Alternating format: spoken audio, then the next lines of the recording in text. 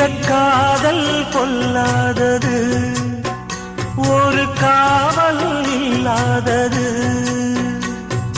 ஊதக்காத்தில் வஞ்சி மாது ஒத்தையிலே வாடும் போது போர்வை போல பொத்தி அணைப்பே.